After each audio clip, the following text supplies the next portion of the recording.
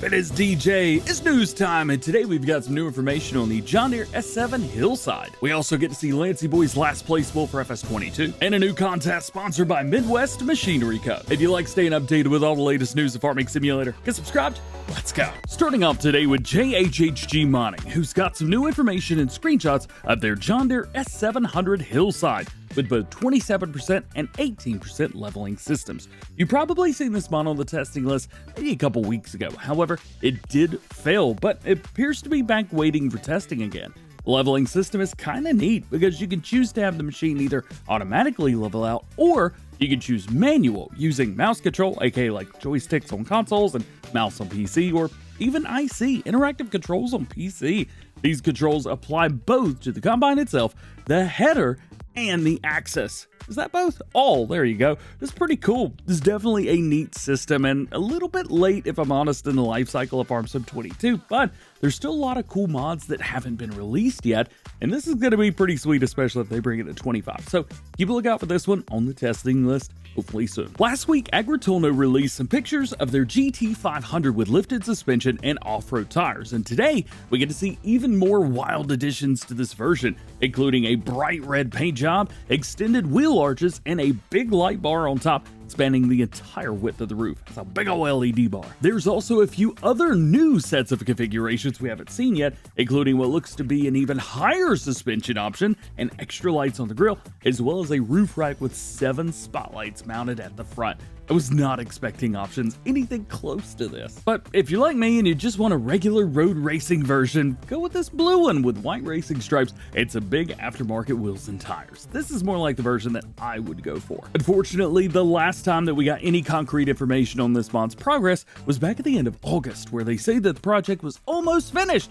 So I have no idea if it's wood giants or still being worked on at this time. A few mods that we do know about the status of are Sluicious Modding's John Deere 110 and 112 riding mower, as well as their Lizard utility trailer, what I'm going to call the utility trailer. Sluicious say that both are still waiting for testing. There was a 15-day waiting time when they submitted these, so I'm guessing they should pop up on the testing list maybe today, maybe tomorrow, whenever we get our next list, hopefully. As for the release, Sluicious usually gets mods through the first time, so we'll just have to wait and see, but I'm very optimistic. One modder that looks to be focusing more on Farm Sim 25 and future mods is Calaruga Modding, who say that their main idea at the start will be to expand the type of machinery used in agricultural, forestry, and transportation.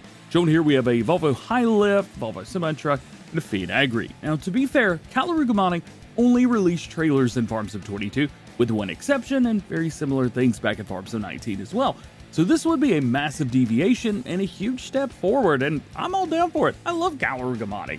These mods specifically are just here to provide a visual, as I think one of them's a DLC, one of them's modded, and I don't even think the tractor's theirs. But it does raise a question, which may be hard to answer if you haven't played the full version of Farm Sim 25 yet, and well, none of us have.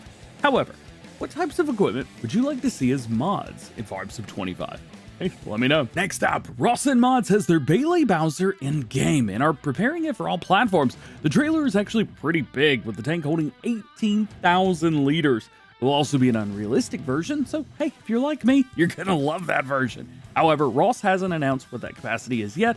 I'm hoping maybe 180,000 liters. Hey, throw a 0 on there, I'll be happy. There's even space at the front for pallets and things like that. It's a very useful trailer and may just be the thing that your farm needs and that you've been waiting on. I'll keep you updated on its progress once we got more info. Lancey Boy is back with us today with his last placeable for Farming Simulator 22. The enclosure is a real barn not far from where he lives, and he thought it would be appropriate to be his last placeable. It holds 200 cows and includes a manure spawn point. It's also got a spot for slurry and accepts straw. Lance didn't say anything about milk though, so we'll have to wait and see on that. It is a very beautiful complex and typically British. I love this. Next up, Ikas shows off the last building coming with his buildings pack, the large storage. This building will feature central roller doors in the middle and a huge awning at the very front. Just like all the other buildings, there's plenty of colors to choose from, and as mentioned in the last part of the buildings pack, will include 4 buildings in total. Ikas says they'll be sending the pack off for testing ASAP with the current waiting time. I would also expect these to be in the list around the second week of October. I know it's not ideal, but it is what it is. That could change. And lastly today, Mappers Paradise are hosting a best image contest for their Millennial Farmer and MF Farms map. Console players, don't worry, you're gonna have plenty of time to enter this once that map is released.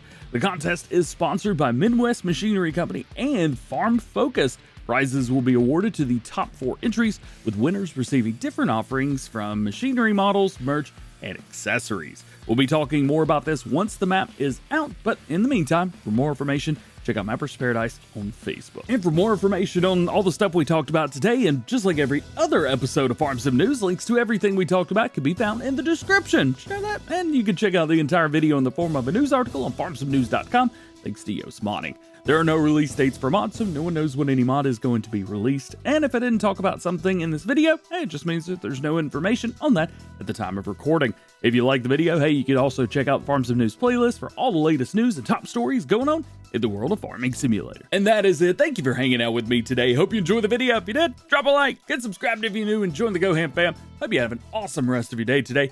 We will see you later. Peace.